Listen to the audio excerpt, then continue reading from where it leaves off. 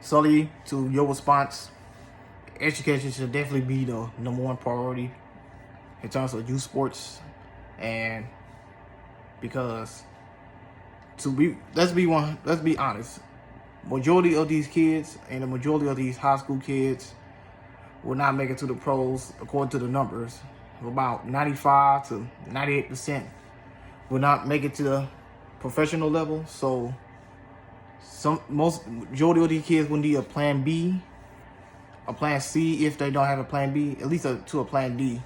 And I believe these youth sports should be teaching these kids the life after sports, what you're going to do with your life after sports, when to save money, how to invest your money into certain stocks and whatever. And education should come first always, because you're probably not going to get that opportunity in the professional level in playing professional ball. So I agree with you on that. The second question, who should govern our sports, youth sports? That is tricky, but I agree, because some of these, you got to look out for these organizations, and I feel like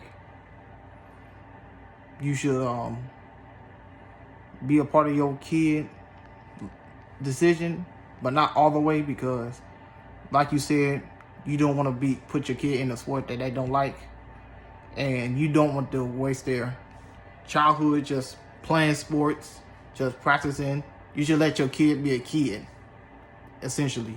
You should let your kid learn how to make decisions on their own. They should learn how to read, they should learn how to communicate, they should learn how to make friends. They should learn how to basically do kid stuff, because in today's world, they want these kids to grow up too fast, and this is why society the way it is in some ways, because most people want their kids to be grown, to be grown-ups, adults, too quickly, instead of letting them develop as kids when they are kids. So that part I agree with you. And the last question is, who has the opportunities? Who has access to these sports? And you're absolutely right. Lower income cities and lower income families don't have the access because of money, obviously, and economics, but education plays a part in that too. And the lower your educational status, the more likely like your money will be lower.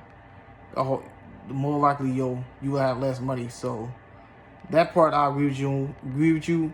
And certain cities, like I said in another video, some cities have status, economic status, educational status, resources. So that also plays a big part, because some of these cities are bigger than most. Like a city like St. Louis compared to a city like Houston. Houston will have way more opportunities than St. Louis every single time, because of the weather, the resources, the size of the city, the amount of people, the amount of organizations there, as compared to St. Louis, which is not a small city, but compared to Houston is one of the largest cities in this country. So I believe youth sports should be private and not national, because these organizations can trick you and manipulate you into deals that can wind up hurting your family down the road. So this is a great discussion. I wish we had more discussions like this years ago. And peace.